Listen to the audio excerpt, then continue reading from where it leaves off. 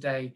Our speaker is Isabela Villas Boas, and she holds a master's degree in teaching English as a second language from Arizona State University and a doctorate in education from Universidade de Brasilia. With 34 years of experience in ELT, she's currently the corporate academic manager at Casa Thomas Jefferson, Brasilia.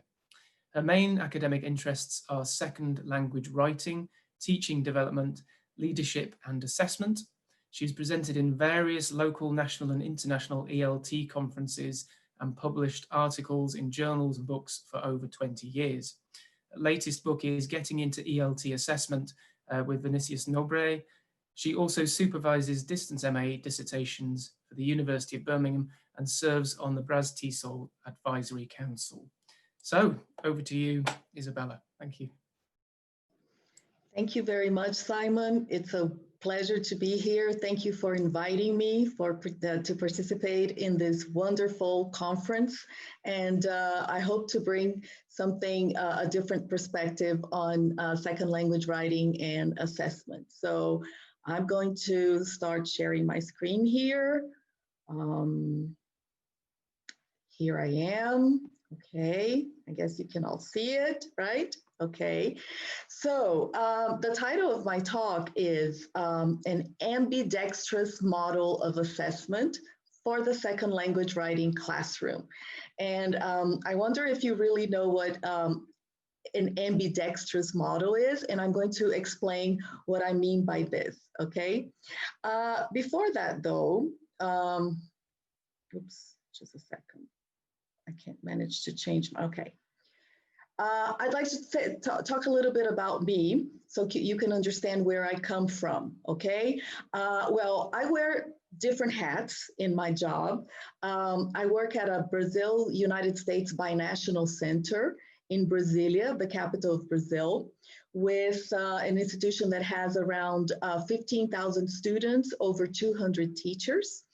I am a program manager. I'm responsible for the academic program of the institution. So I'm what they call the corporate academic manager.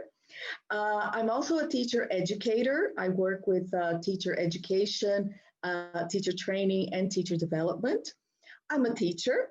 More recently, I focus more on teaching teachers, especially on my two favorite subjects which are second language writing and assessment.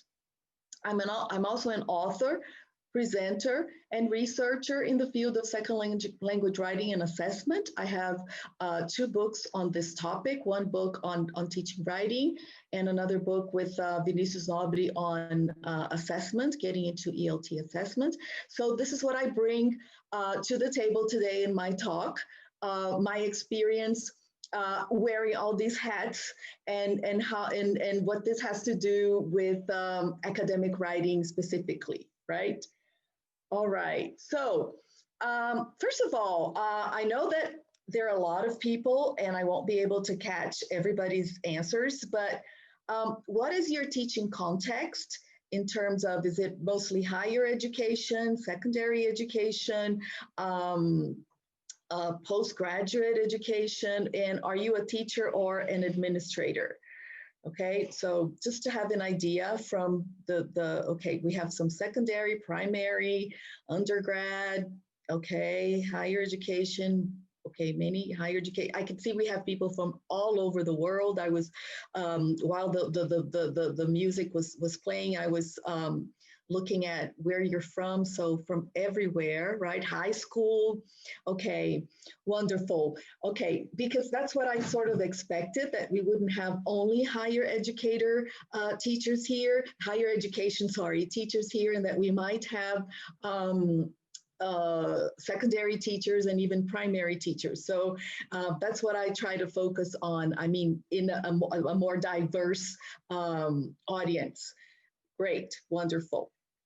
So what are the goals? What are the main goals of students learning English for an academic purpose? So for academic purposes, what are their main goals?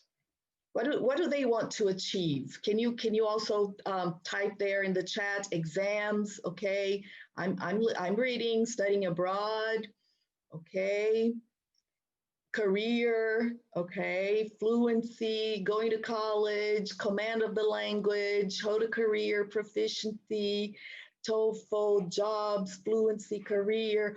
Wonderful, because we usually think we focus only on exams when we talk about English for academic purposes, or we focus only on using English only for academic purposes, right? But we have a much higher, many other goals to achieve that are not only restricted to these, right? So they have lots of goals for learning English for academic purposes, right? Some of them for jobs, a bachelor's degree, exams, for life, for career, etc. Wonderful. Thank you for your answers. Great.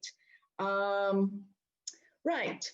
So because I work as a leader and I read a lot about leadership, I always try to connect, the different areas that I work with to make sense out of everything. And it seems that lately I've learned a lot from other fields of expertise than from ELT. Not that ELT doesn't have much to teach me, not at all, but I've tried to explore other fields and bring what they have taught me to my job, to my work, wearing my different hats. So one of the books that I've really enjoyed reading recently is Lead and Disrupt, How to Solve the Innovator's Dilemma.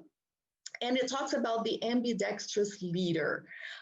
Because we have a problem in well-established companies, and educational institutions are not different from that, in that we have been very successful and we have built the institution adopting, let's say, what would now be considered more traditional leadership approaches, or in our case, educational approaches, etc. But we also have to look into the future, and we have to look into what the future will look like. We have to look into innovations, how we need to innovate, innovative ideas, etc. Now, if the leader focuses too much on tradition and on the current state of affairs, the leader will lose sight of the future and will not innovate, will not take risks, will not disrupt, and the institution will probably be a victim of disruption coming from outside, right? But if you focus too much on innovation and too much on disruption, you may lose sight of what led you to where you are, and you may destroy the institution. Why am I saying this? Because I'm proposing that we should be ambidextrous teachers. So I'm borrowing this term from the leadership literature to talk about being ambidextrous, especially when it comes to assessment practices. Okay, so I'm calling this the ability to incorporate both traditional and innovative approaches to teaching and assessment according to the context and to the student's needs. Okay, so that's what I mean by an ambidextrous teacher, and this is the idea that I'm going to elaborate during this talk. Okay. As we know, the way we see assessment in our assessment practices have a lot to do with our beliefs, with our mental models about the world, our mental models about learning, about teaching, about measuring, or what is measuring, what is not measuring, should we measure, and our teaching philosophies really shape the way we assess our students. So you cannot separate assessment from our teaching philosophies, right? And you cannot make changes in assessment. You cannot change assessment paradigms without examining our beliefs and our mental models. So this is what I also want to explore here, right? And I'm going to start by making a connection between teaching philosophies and approaches to teaching writing, okay? So according to Wright, the most prominent educational philosophies in language teaching that have influenced the methodologies that we have used, etc., are three main ones: classical humanism, progressivism, and reconstructionism, according to White, okay? Classical humanism is that belief that a curriculum should value tradition, culture, history, literature, and knowledge about the language, right? It's that focus on accuracy, that focus on knowing a lot about the language, on teaching modern languages, just like we taught classical languages, etc. I'm sure you all know this, right? Progressivism, on the other hand, focuses on the learner and on the learner at the center of the teaching, right? The learner is the individual learner, defines the language teaching activity, and the curriculum is learner-centered. Reconstructionism is a kind of compromise, I would say, and this is my interpretation, okay? White doesn't say this, in that it focuses on learning outcomes and on meeting learning outcomes and on making sure learning outcomes are met. It's not that the learners are not important, but they're meeting the specified learning outcomes that for the curriculum is the main goal, and the teacher should focus activities, energies, etc., on reaching these outcomes. Now, Chang and Fox propose a postmodernist or an eclectic approach in which the relationship, the interactions, what happens in the classroom shapes the teaching. So it's not the focus on the learner specifically, but on what happens in this interaction with the learner and with the context and with the materials, and all of this shapes the curriculum, and learners have different outcomes, and the outcomes can change according to how instruction develops, okay? Now, how can we link this to approaches to teaching writing, right? We know that, generally speaking, the main approaches that we have used to teaching writing are product, process, and genre. Just a quick summary of the product approach, because I don't know, we have a wide public here, and so I'm trying to cater to different needs and different levels of expertise. So for for many of you, this may not be new at all, but just to remember, right? So the product approach focuses on controlled composition, writing as a linear process, students write, teacher corrects and grades. We can kind of relate it to classical humanism, right? In terms of education. In contrast, we have the process approach, in which writing is seen as a recursive process, group work is emphasized, students should be allowed to choose topics, and I'm talking about the strong version of the process approach. I know that there are as many process approaches as there are teachers using it, but the strong version focuses a lot on students being allowed to choose the topics. The teacher is seen as a facilitator who provides feedback to students, and the social dimension of writing is emphasized. So we can really relate the process approach to a progressivist approach to education, right? Now, the genre approach, on the other hand, goes beyond the planning, writing, and revising framework, right? In that it focuses on the linguistic resources that writers will need to communicate effectively, than merely on the writing strategies, right? So it's not just about teaching strategies. It's not just about teaching how to generate ideas. It's not just about teaching. It's not that you won't teach this, but you won't only teach that, right? It's not just about that. It's also really more explicitly providing the resources to communicate effectively and to explain how genres work, analyzing genre and reproducing genre, so that students can be accepted in their discourse communities, be them professional, academic, etc. So in a way, we can also relate the genre approach to the reconstructionist approach that focuses on learning outcomes, right? So I'm making a connection here. Now, we also talk about a post-process framework, right? In which we should find a balance between a process and the product, in which the classroom community and participation of students in the constructions of their writing and that of others are extremely important, right? So we have a little bit of all the approaches that I just mentioned.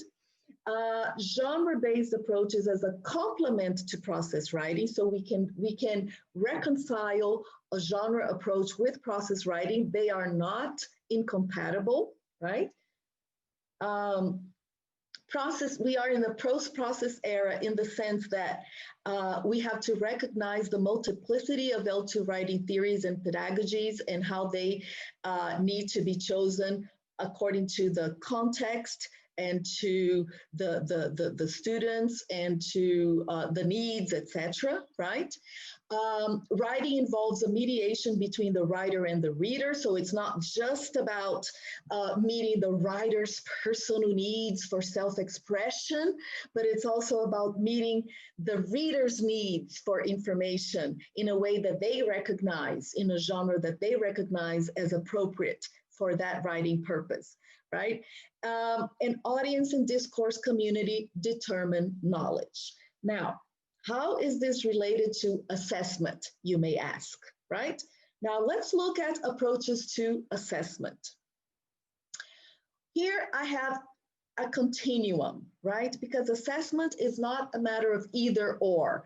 You don't use either traditional assessment or to the alternative from one side, in the two extremes. It's not either summative or formative all the time. It's actually a continuum, right? And a continuum, and you can be in different stages in the continuum in your institution. There's a lot of cultural influence on the kinds of assessments that we use because we're part of a community, and it's very hard to use an assessment paradigm that doesn't match the assessment culture of our community, right? So I put these on the two ends, but you can be anywhere in the middle, right? So traditional assessment is the kind of assessment that we are very much used to, multiple choice activities, fill in the blanks, mostly focused on receptive information rather than productive, on scoring, measuring, etc. Alternative assessment, the other extreme, would be a focus on authentic production, less of a focus on measurement, less of a focus on, no focus on ranking students, classifying students, etc., right? Traditional assessment basically is very much summative, but not necessarily, okay? It doesn't mean that they have to go, that they necessarily match. Summative assessment is called assessment of learning. It's assessment that is done after learning has occurred, and it's usually done for the purpose of accountability. Accounting for what has been learned and reporting to stakeholders, right? That's summative assessment. Formative assessment is assessment for learning. The main idea, the mainstream definition of formative assessment would be assessment for learning, meaning you assess in order to instruct the teacher and the students about what needs to be improved, what needs to be learned, and then you reteach and you reassess, right? So it's a different focus. It's to promote learning rather than to look at, so one looks at a rear view mirror and the other one looks ahead. And now we also talk about assessment as learning, okay, which is assessment in which students learn and are assessed at the same time, and they can't really see when the learning ends and the assessment begins. They are deeply involved in the assessment process. There's a lot of focus on self and peer assessment, okay? So this would be assessment as learning. Now, summative and formative assessment are not about instruments. They are about how instruments are used. You can have a multiple choice test used formatively, and you can have a performance kind of assessment like an essay used summatively. So it's about how you use it. It's about whether it will give students an opportunity to inform what they need, to be informed about what they need to improve and a chance to improve, or whether it's just about reporting what they have learned and they have this cannot be changed, okay? Now, since we're talking about second language writing, what would be examples of these kinds of assessments, right? So traditional assessment, summative assessment would be traditional tests like timed composition tests or indirect writing tests, the more traditional. As we moved on from more traditional kinds of assessments, we've obviously introduced performance assessment. So you can't assess writing without having writing, right? But in the beginning, we had just one piece of writing. We had composition tests or compositions done at home, but without a process and graded, right? And then we moved on to a more formative way of assessing our students by way of process writing, in which we assess the process and the product, right? So students have chances to produce multiple drafts, and ideally, they are assessed at the end of the process, in which they've received feedback from the teacher, feedback from their peers, and they have had the opportunity to improve their production so as to, sorry, I did something wrong here. I'm sorry, okay. I apologize, just a second. Okay, I put the chat in with the big screen, I'm sorry. So they have the chance to improve their writing, and then they are assessed. And then we have what I consider to be, and this is my personal point of view, you do not have to agree with me, okay? We have what I consider to be the nirvana assessment, which is no grades. This doesn't mean no assessment. We should not confuse grading with assessment, okay? Students receive feedback, a lot of feedback, and they are engaged in self and peer feedback as well. So they engage in self-reflection, they receive peer feedback, and they receive feedback from the teacher, and this feedback is qualitative, and they don't need a number in order to know how they need to improve. But that's the nirvana side of the continuum. I know that very few institutions are actually able to do this. In the institution I manage, we are not able to do this because our assessment context, our cultural context doesn't allow it. But we find ways through this continuum that I'm showing you to keep progressing in our assessment reform little by little until one day we might be able to get there, right? So why? Because grades give us the illusion of objectivity. We think that grades are objective measures of student performance, but they're not.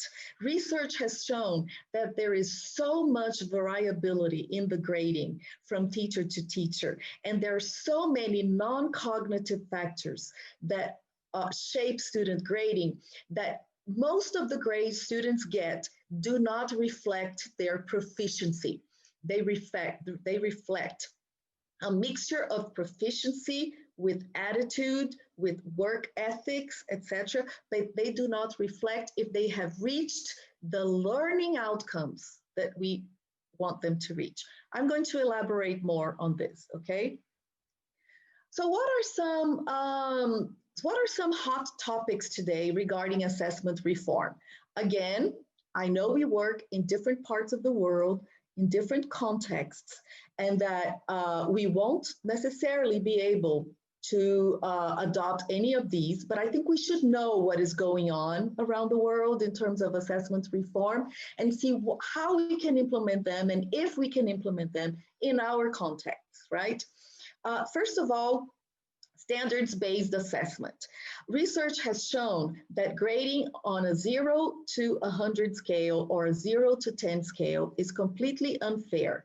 If you consider that a failing grade, a D, represents 60% of the learning scale, of the grading scale, you can see how unfair it is. It's also unfair to work on a 0 through 10 or 0 through 100 grading system because when we consider that all students' assignments are worth the same number of points, and whether the assignment was done early on in the course or at the end of the course will lead to the same average to the same grade result, when this is not really fair, because you have to agree with me that getting a low grade in the beginning but improving towards the end shows much more progress and should be given more merit than getting very good grades at the beginning and then bad ones at the end. But if we use a traditional grading system, the two students will reach the same average, and this is not fair. Okay, so this is just in a nutshell, because I know I can't get into that much detail regarding this, but I'm just, giving you some clues about these trends so then you can explore them a little better. Another very important topic in assessment reform is the separation of cognitive and non-cognitive factors. And this is very important for teachers of writing because yes, our students do not hand in their writings on time, and we have to find a way to force them to do it. So what do? We take off points, or we give credit to students who hand in their writing beforehand, or we give zeros to students who, I'm going to talk about the no zero policy as well. So we find ways to punish or reward our students in the grading system so that our program can flow and the students can hand in their work and can produce what they have to produce, and we can mark what we have to mark and give feedback, etc. I totally understand. I'm a teacher, been there, done that. The problem is when you use these non-cognitive factors as part of your grading system does not reflect what students are able to do with writing. It reflects what they're able to do with writing, and if they hand it in on time, if it's neat, if, whatever other non-cognitive factors you use. So we're not saying the researchers who write about the separation of cognitive and non-cognitive factors are not saying we should disregard non-cognitive factors and that work ethics is not important in our teaching. Of course, it is important, but it's just that we have to find a way to report them separately. And we have to treat non-cognitive factors, these kinds of problems like not handing in work on time or not handing in work at all, in a different way, which is not by way of grading, okay? Another very important aspect in assessment reform is the importance of retakes. Students should be given the opportunity to retake as many assessments, as many times as they need. Of course, there's a limit because of practicality. We cannot do this over and over again. Ideally, we would, and this is based on a mastery learning perspective, but research has also shown that a lot of learning goes on with retakes. And if what we really want is for our students to learn, retakes are the best thing we can do for them. So there is this very big trend nowadays, if you follow what people who talk about assessment reform all over the world have been writing, they've been emphasizing retakes a lot. The no zero policy goes with the separation of cognitive and non-cognitive factors and how the zeros can really kill a student. So having a zero in a grading system of maybe 4 or 5 grades, imagine a student who has like 90s, 100s, and 1 0, and another student who has grades like in the 60s, 70s. These students will probably have the same average, but they are completely different in their proficiency. So we have to find a way to report this more clearly, okay? And that's why we should use standards-based assessment. Usually standards-based assessment goes on a scale from 1 to 4, right? And it talks about whether students have exceeded the standards, have reached the standard fully, almost reached the standard partially, and haven't reached. And there are descriptors defining what each of these mean, okay? And avoid grading early, because early grading grades students, doesn't grade students' true learning because it's early and they haven't developed, learning takes time, learning takes, making mistakes and then learning from mistakes and doing it again. So if we avoid grading early, we have a better picture of students' proficiency. So again, we're talking about using grading as a way to depict clearly what students' proficiency is. When we're talking about writing, how well students write, and not how polite they are, or how punctual they are, or how whatever they are, okay? Again, it doesn't mean that these other non-cognitive factors are not important. It's just we have to report them separately. And standards-based assessment is perfect for that, because that can be a standard in itself, handing in work on time, okay, following whatever kinds of routines are necessary in the course, etc. Okay. Now, so when we think about the main goals of students learning English for academic purposes, and that's why I asked you this question, it's not only to pass an exam. It was really clear. It is also to pass an exam, but not only. And it's not only to get good grades in college. It can be for that purpose too, but it's for many other purposes. So we have to have a much wider view of our role with our students than just to prepare them for exams or to get good grades in an academic context, okay? And we have to consider what kind of citizens we want for the future. We are educators. So do we want students who to focus on competition? Do we want to have a more competitive world? Do we want to focus on competition, or do we want to focus on collaboration? What kind of citizens do we want? What kind of world do we want for the future? The way we teach and the way we assess our students will shape their future. You have no idea how much influence we have and how much aware we have to be regarding this. So what is the teacher's dilemma? What is the academic English teacher's dilemma? On the one hand, we have to prepare students for standardized exams. We have to, and we will do them a disservice if we don't, because then they will not be able to reach their goals, right? We have to prepare them for very traditional grade-oriented academic contexts, because they might have to face these contexts. On the other hand, we have to adopt a contemporary teaching and assessment practice to stimulate collaboration over competition.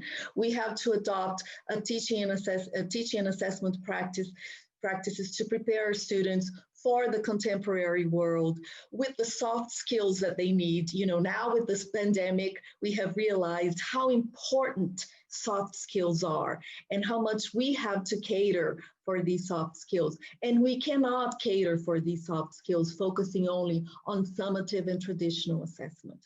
We do have to use more progressive ways of assessing that will nurture this kind of thinking and this kind of environment.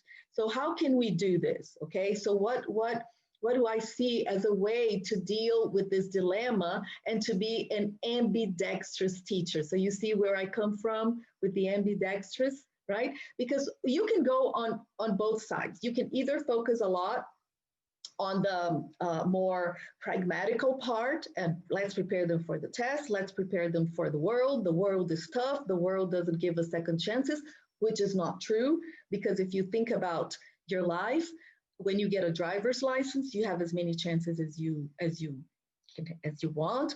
You can take as many proficiency exams as you want until you reach the desired outcome. So this is not really true that the world doesn't give us second chances. Anyway, so you can go on one side, which will be, you know, we'll give students the tools they need to function right now, but will not prepare them for the future, for the jobs, for life.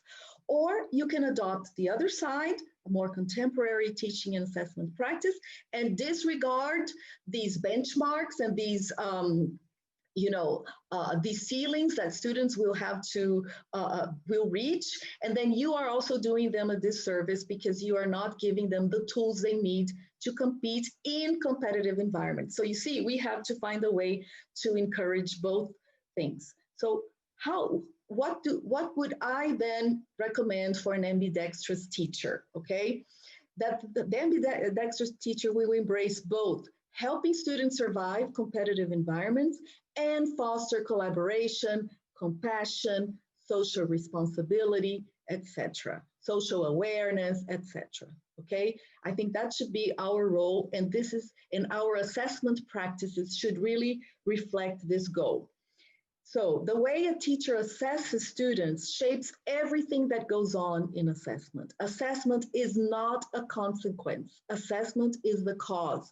You have all heard about washback effect of assessment. We teach according to the kinds of assessments our students will have to take. Make no mistake. So if you want to change the teaching, you change the assessment. You do like the backwards design, right? So what would I, Isabela, recommend? And again, this is my personal point of view, and you can pick and choose from it, but remember the continuum and how you can advance in that continuum based on where you are right now and where you want to get. So I would recommend, first of all, I'm sorry. First of all, use a process genre approach to teaching. Yes, students will have to learn the genres that they will need in order to survive in their jobs, in their academic world, etc. However, engage them in multiple drafts, self-assessment, and peer revision so that they can have as many retakes as they need. They can get feedback and they can improve, because we learn by looking at our mistakes and improving. Okay, that's what generates learning, and that's what we want our students to do, to learn. Provide standards-based feedback using rubrics, and if possible, with no points attached. Again, this will depend on your context and on whether this is acceptable, okay? But if you do attach points, if possible, use a 1 to 4 scale and not a 0-10 or 0-100. But if it's not possible, use the scale you have, but use rubrics, okay? So you have to find a way to deal with this within your context. And then, also assign in-class exam-like timed writings for practice, but not for grading. Students need to practice. You don't need to grade them. They know that they have to work on this in order to achieve a good result in their proficiency test. You can use the rubrics used for the proficiency test, but you don't have to assign a grade, and this grade doesn't have to be part of the course grade. Okay, that's my opinion about it.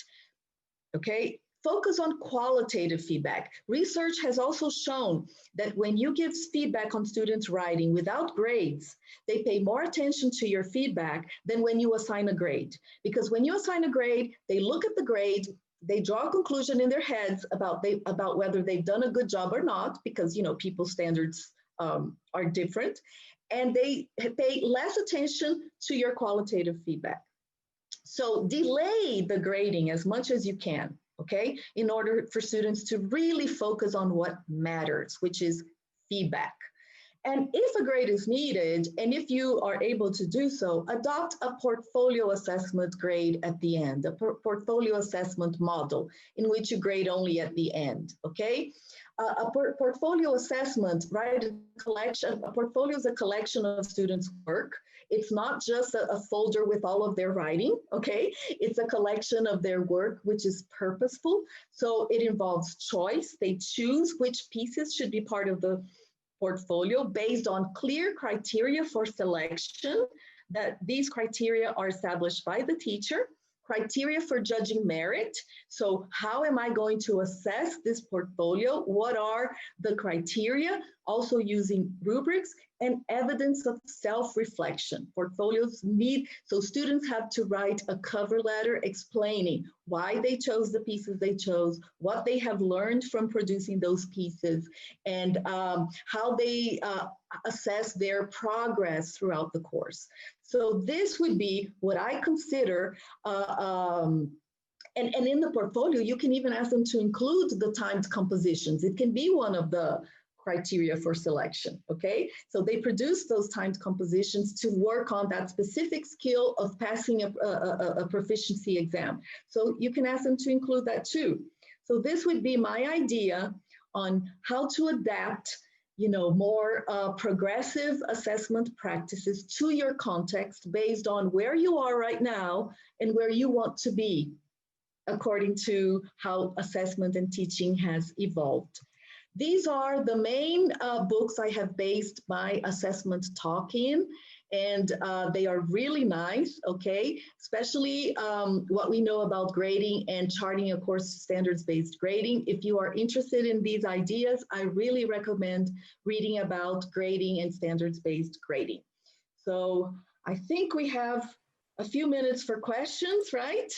Right, Simon? Yes, thank you very much for that. Thanks a lot, Isabella. Yeah, let me come straight in with the first one here. So somebody has, I think it was Fiona, asked, is it a bad thing then to have a grading system? Should we just assess our students due to their progress and performance?